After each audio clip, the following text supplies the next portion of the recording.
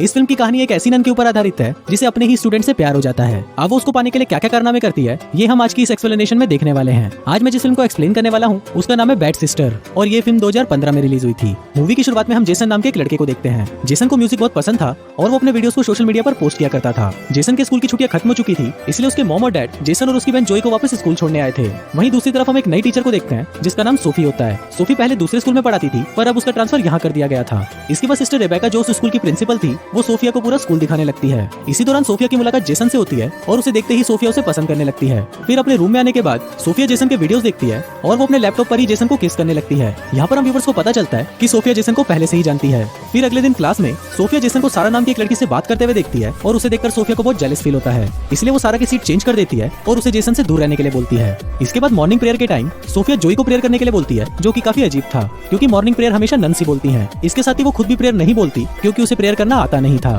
फिर क्लास खत्म होने के बाद सोफी जेसन से पूछती है कि क्या सारा तुम्हारी गर्लफ्रेंड है, जिस पर जेसन उसे बोलता है कि नहीं, हम सिर्फ दोस्त हैं। जिसको सुनने के बाद सोफी अंदर ही अंदर बहुत खुश होती है। लेकिन अगले दिन जब वो सारा और जेसन को किस करते हुए देखती है तो गुस्से में वो अपने हाथ में पकड़े क्रॉस को इतना जोर से दबाती है कि उसके हाथ में से खून निकलने लगता है। यहाँ पर हम देखते हैं कि सोफिया एक साइको है और वो जेसन को पाने के लिए कुछ भी कर सकती है। इसके बाद वो सारा को धमकी देती है कि अगर वो जेसन के नजदीक भी गई तो उसके साथ बहुत बुरा होगा। फिर क्लास खत्म होने के बाद सोफी जेसन से मिलती है और उसे पूछती है कि तुमने मुझसे झूठ क्यों बोला कि सारा तुम्हारी दोस्त है। अब उसके इस सवाल का जेसन के पास कोई जवाब नहीं था। इसके बाद सोफिया जेसन को स्कूल के बाद उसके रूम में आने के लिए बोलती है और कहती है कि मुझे तुमसे कोई इंपॉर्टेंट बात करनी है। फिर स्कूल के बाद जब जेसन सोफिया से मिलने जाता है तो वो देखता है कि उसके रूम का दरवाजा खुला है और सोफिया अंदर अपने कपड़े चेंज कर रही है। दरअसल ये सब सोफिया का ही प्लान था और वो जेसन को अपनी तरफ अट्रैक्ट करने के लिए ये सब कर रही थी। वहाँ जेसन भी सोफिया को देखकर पूरे मजे ले लेता है पर वो उससे मिले बिना ही वहाँ से चला जाता है। यहाँ सोफिया का प्लान सक्सेसफुल हो गया था और अब जेसन के मन में सिर्फ सोफिया के ही ख्याल आ रहे थे, जिस वजह से वो रात को सो भी नहीं पा रहा था। फिर अगले दिन जब जेसन वीकेंड पर अपने घर जा रहा था तो वहाँ पर सोफिया जेसन और सारा को आपस में बात करते हुए देखती है, जिसको देखकर उसे जलन होने लगती है। इसके बाद सोफिया सिस्टर रेबेका से ये बोलकर छुट्टी मांगती है कि उसकी आंट बीमार है और उसे उनसे मिलने जाना है। फिर रात को सोफिया चुपके से जेसन के घर पर जाती है और वो उसे छुपकर देखने लगती है। तभी वहाँ पर जेसन को सारा का कॉल आता है और वो उससे बातें करने लगता है। अब ये देखकर सोफिया को बहुत बुरा लगता है और वो सोचती है कि अगर उसे जेसन को हासिल करना है तो उसे सारा को रास्ते से हटाना होगा।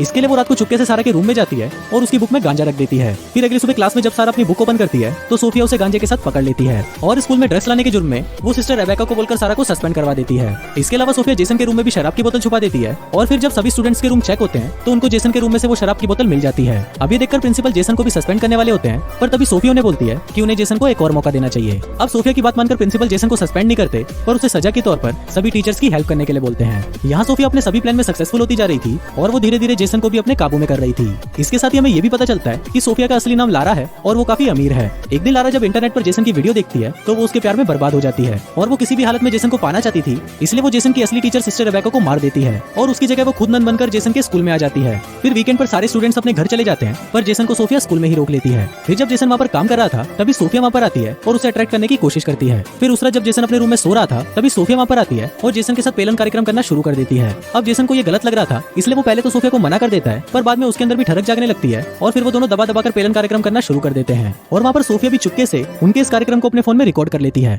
अब अगले दिन जेसन को बहुत गिल्टी फील हो रहा था कि उसने कल रात अपनी टीचर के साथ ही वो सब कुछ कर लिया और वहीं दूसरी तरफ सोफिया जोई को अपने रास्ते से हटाना चाहती थी क्योंकि जोई जेसन और उस पर हमेशा नजर रखती थी। इसके लिए सोफिया जानबूझकर जोई को टेस्ट में कम मार्क्स देती है, जिसको देखकर जोई को बहुत बुरा लगता है। पर तभी सोफिया उसे कहती है कि वो उसे एग्जाम देने का एक और मौका देगी और फिर वो जोई को क्लास के बाद उससे अकेले मिलने के लिए बोलती है। फिर क्लास खत्म होने के बाद और जोई के वहाँ आने से पहले सोफिया एग्जाम की आंसर शीट को डेस्क के ऊपर रख देती है और फिर जब जोई वहाँ पर आती है तो उसके हाथ वो आंसर शीट ही लगती है, जिस पर सोफिया उस पर चीटिंग का इल्जाम लगा देती है और वो सिस्टर रेबेका के पास जाकर उसे जोई को सस्पेंड करने के लिए बोलती है। लेकिन यहाँ पर उसका प्लान फेल हो जाता है क्योंकि सिस्टर रेबेका जानती थी कि जोई पढ़ने में बहुत होशियार है, इसलिए वो उसकी इस गलती के लिए जोई को माफ कर देती है। फिर सोफिया के वहाँ से जाने के बाद जोई सिस्टर रेबेका को सोफिया की सारी बातें बता देती है। वो उसे कहती है कि उसे सोफिया बिल्कुल भी ठीक नहीं लगती, पर रेबेका को लगता है कि शायद जोई गुस्से में ऐसा बोल रही है, इसलिए वो उसकी बातों पर ज्यादा ध्यान नहीं देती। इसके बाद हम जेसन को देखते हैं जो चर्च में कन्फेशन के लिए आता है, लेकिन तभी वहाँ पर सोफिया आ जाती है और वो जेसन के साथ वहीं पर ही पेलन कार्यक्रम करना शुरू कर देती है। फिर अगले दिन वीकेंड पर उनके स्कूल में दूसरे स्कूल के प्रिंसिपल आते हैं, जिनको देखकर सोफिया छुप जाती है क्योंकि वो प्रिंसिपल असली सोफिया को जानते थे। अब सोफिया कहीं पकड़ी ना जाए इसलिए वो सिस्टर रेबेका को बोलती है कि उसकी आंटी बीमार है, इसलिए वो उनसे मिलने जा रही है और ये बोलकर वो वहाँ से भाग जाती है। दूसरी तरफ जेसन को लॉरा का मैसेज आता है और वो उसे आज रात अपनी पार्टी में बुलाती है। फिर वहाँ पर लॉरा जब जेसन को किस करने की कोशिश करती है तभी जेसन को सोफिया का ख्याल आता है और वो पार्टी छोड़कर वहाँ से बाहर चला जाता है। पर तभी वहाँ पर उसे पुलिस पकड़ लेती है क्योंकि उसकी उम्र कम होने के बाद भी वो दारू पी रहा था। पर तभी वहाँ पर सोफिया आ जाती है और वो जेसन को पुलिस से छुड़वा लेती है। इसके बाद वो जेसन को एक होटल में लेके जाती है और उसके साथ वहाँ पर पेलन कार्यक्रम करना शुरू कर देती है, पर तभी जेसन उसे रोक देता है और यहाँ पर हम सभी व्यूअर्स का मूड खराब हो जाता है। वो सोफिया को बोलता है कि वो उससे कोई प्यार नहीं करता, बल्कि उसे तो रोज दुख होता है कि उसने उसके साथ वो सब कुछ किया। अब ये बोलकर जेसन वहाँ से चला जाता है और ये सुनकर सोफिया भी गुस्से से पागल हो जाती है। फिर वीकेंड खत्म होने के बाद जब क्लास वापस स्टार्ट होती है तब वहाँ पर सारा वापस लौट आती है, जिसको देखकर सोफिया को बहुत बुरा लगता है। फिर क्लास खत्म होने के बाद जब सारा जेसन से बात कर रही थी तो उनको देखकर सोफिया को फिर से जलन होने लगती है। इसके बाद सोफिया सारा के रूम में आती है जहाँ पर वो नहा रही थी। फिर वो उस पर हमला करके उसे मार डालती है और वहाँ पर ऐसी सिचुएशन बना देती है जिससे लोगों को ऐसा लगे कि सारा बाथरूम में फिसल गई और उसका सर दीवार पर लगने से उसकी मौत हो गई। लेकिन वहाँ पर जेसन को पूरा यकीन था कि सोफिया ने ही उसे मारा है। जिसके बाद सोफिया जेसन को धमकी देती है कि अगर उसने उसके साथ रिलेशनशिप नहीं रखा तो वो उनका वो वीडियो वायरल कर देगी। अभी सुनकर जेसन बहुत ज्यादा डर जाता है और जब वो वीकेंड पर अपने घर पर आता है तो उसे सिर्फ इसी बात की ही टेंशन होने लगती है। वहीं जोई भी जेसन को बहुत टाइम से नोटिस कर रही थी और उसे पता चल जाता है कि जेसन के साथ कुछ तो गलत हो रहा है। इसलिए वो जेसन से सारी बातें पूछती है और जेसन भी उसे सोफिया और अपने सभी कांड के बारे में बता देता है। वो उसे बताता है कि उसने उन दोनों का वीडियो भी बना लिया है और वो उस वीडियो के बेस पर उसे ब्लैकमेल कर रही है।